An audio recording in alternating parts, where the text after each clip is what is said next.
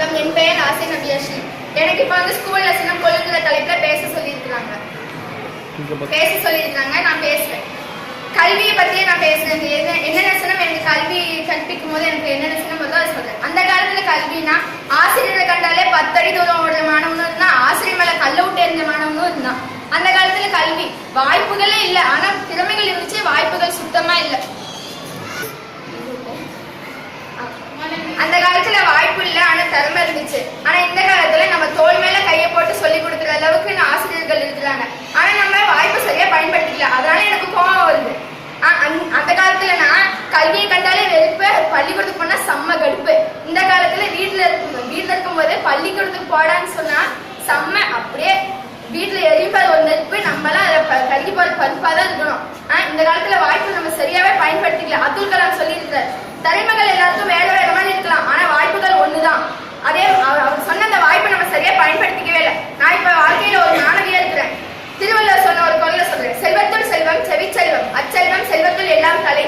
அவர் என்ன சொல்றாரு, செல்வத்திலேயே சிறந்தது கேள்வி செல்வம் தான். அந்த கேள்வி செல்வத்தை தேடுறதுதான் மாணவியா என்னுடைய வேலையே அது மட்டும்தான். அதை தேடணும்னா நான் அதுக்கு முயற்சி செய்யணும். வாழ்க்கையில முயற்சி தான் எல்லாமே. முயற்சி வெற்றிக்கான முதல் படி பயிற்சி, மொத்த படிகளும் முயற்சி. தோல்வியில் ஏற்படுவது தளர்ச்சி, தளர்ச்சியையும் மறைத்துவிடும் முயற்சி. வெற்றி தீப்பந்தத்தை எடுக்கும் சிறு தீப்பொறி முயற்சி. அந்த சிறு தீப்பொறியாக இருந்த வெற்றி தீப்பந்தத்தை காட்டு தீயாக மாற்றுவது முயற்சி. அப்பேற்பட்ட நெருப்பு போல இருக்கிற முயற்சியை நம்ம கேள்வி தேடல பயன்படுத்தினோம்னா நமக்கு அறிவு எவ்வளவு வரும். நம்ம கேட்ட கேள்விக்கு பதில் கிடைக்குதோ இல்லையோ, கேள்வி கேட்டுக்கிட்டே இருக்கணும். அப்பதான் நம்ம அறிவு வளரும். அப்பேற்பட்ட முயற்சியை அணைக்க நீரா இருக்கிறது தான் பயம். நம்ம மனசுக்குள்ள இருக்கிற பயம் தான் நம்ம அப்பேற்பட்ட நெருப்பா இருக்கிற முயற்சியை அணைக்குது. அதை அப்பேற்பட்ட நீரை நம்ம சினத்தை கொண்டு போய் நம்ம அந்த பயங்கிற நீரை நம்மளுடைய சினங்கிற பாத்திரத்துல அடக்கி முயற்சிங்கிற நெருப்பு மேல வச்சோம்னா 10 நிமிஷத்துல நம்மளுடைய பயம் எல்லாம் காத்தோட காத்தா ஆகியே பறந்து போயிடும். அப்ப நம்மளுடைய சினத்தை நம்ம முயற்சி மேல போட்டோம்னா சினமும் சரி முயற்சியும் சரி ரெண்டுமே நாசமா தான் போகும். அதே நம்ம அந்த சினத்தை கொண்டு போய் பயத்து மேல போட்டோம்னா கொஞ்ச நேரத்துல கரைஞ்சிடும். இது எல்லாமே நடக்கிறது நம்மளுடைய வாழ்க்கைங்கிற குறிப்பிட்ட காலத்துல தான். காலம்னு ஞாபகம் விவேகானந்தர் சொல்லியிருக்கிறார், நீ நேரத்தை வீணாக்கும் பொழுது கடிகாரத்தை பார், ஓடுவது காலம் அல்ல உனது வாழ்க்கை அப்படின்னு சொல்லிட்டாரு. நீங்க காலத்தை வேஸ்ட் பண்ணதான் நினைச்சுக்கிட்டு உங்களுடைய வாழ்க்கையை தான் வேஸ்ட் பண்ணீங்க. ஒவ்வொரு நிமிஷத்தையும் நீங்க உங்களுடைய வாழ்க்கையில கேள்வி தேடுறதுக்கான பாதையா வச்சுக்கோங்க. அப்பதான் உங்களால நிக்க முடியும். நட்பு முகநக நட்பது நட்பன்றே நெஞ்சத்து அகநக நட்பது நட்பு. இதை நான் சொல்ல திருவள்ளுவர் சொல்லியிருந்தாரு. அவர் என்ன சொல்றாரு, முகத்தளவுல பேசி பழகிறது நட்பு கிடையாது, மனசளவுல இருக்கிறது தான் நட்பு அப்படின்னு சொல்றாரு. அதே மாதிரி முகத்தளவுல பேசுற நட்பை கண்டாலே எனக்கு செம்மையா போகணும்.